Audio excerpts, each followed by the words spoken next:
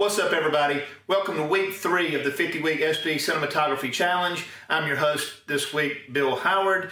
And before we get too deep into what this challenge is, make sure that you're subscribed to this channel and hit that notification bell. And also go to Scott Balcom's channel, which I have right up here, and hit subscribe and notification bell there, as Scott and I are bouncing these challenges back and forth each week.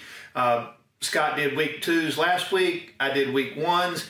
And running simultaneously with this video, we are having the review of week 1's challenge on Scott's channel. So I hope you're interested in watching that, because we can all learn something from each other, stealing one of Scott's lines there. And as far as this week, week 3's challenge is the jib. And basically the jib is a stand with an arm that's got a camera on the end, and we're using it to move the camera up or down.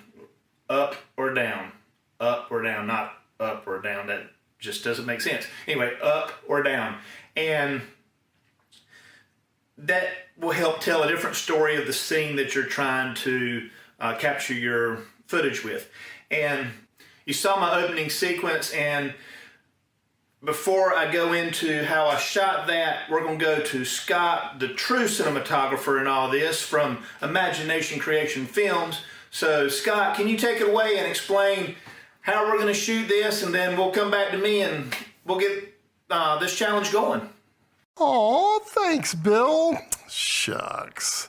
So yeah, like Bill said, we're talking about the crane or the jib shot. And now I know many of you are looking at this and going, oh, okay, yeah, hardware. Okay, now we're buying gear.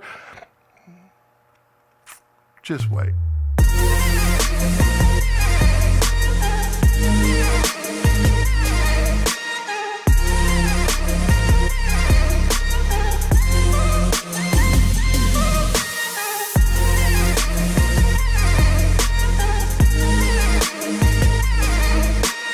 So yeah, many of you saw this and thought, oh, you gotta buy gear. You just saw 3 shots there. Those 3 shots were done by the jib,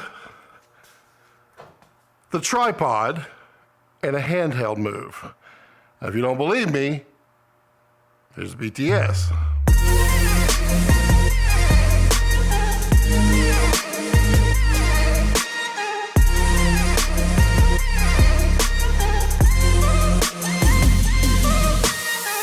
So this is the Pocket Jib Traveler from Kessler Crane, and it's an excellent, affordable solution if you wanted to buy an actual jib.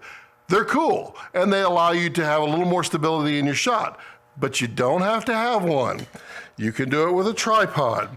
If you want to do it with a tripod, it's very simple. First off, you're going to need to set your axis so that you can go up and down. And then you're going to take this tripod leg here, you're going to kick it up. Just kick it up a little bit. Now you can hold this while you go up and down. Now you do go in and out while you do it. So it's best if you get it at an angle and try not to go too far with it. As you can tell, I did a shorter shot. But you can do it with a tripod. You can also do it handheld. Now what you're trying to do with a jib shot is you're doing another reveal. It's very similar to the tilt, except you don't have that actual pivot. You actually have more of a fulcrum. Now, the way you use these shots, just like a tilt shot, but when you want to change the perspective a little bit so you don't have any disorientation as you go with your tilt. Now you also may want to use your tilt with it, because if you just point, then you're going to go up and it's going to be pointed at a different angle as you go up and down. That's just the nature of angling things. Now what a jib does for you is it has a self-leveling mechanism. So when you go up and down, it keeps it the same, but you can do that with your hand. You can do that by holding like this and going straight up and down. It's a vertical movement. Now, there's always an arc with them. Even if you look at this one, there's an arc. If you go with the tripod method, there's an arc. If you go with a handheld, you can get rid of the arc. Now, in the movies, we use like a Fisher dolly, and they actually have an actual vertical lift that can go up and down without the arc. But we're not talking about a $20,000 jib. We're talking about, this is a $699 jib. This is the tripod you already have, and these are the hands in your hands. So don't be discouraged. This isn't about buying gear. What I'm showing you is the different ways you can achieve the same result, and the result that we're trying to do is just a jib shot. So don't be afraid of it. Get out there and do your challenge. Great work as always, Scott. As far as the scene that I did to introduce this video, I used the drone once again, and basically I had it hover, got the camera where I wanted it, and just flew it straight up. Now, of course, it was a feeble attempt at Tim Robbins' Shawshank Redemption movie clip,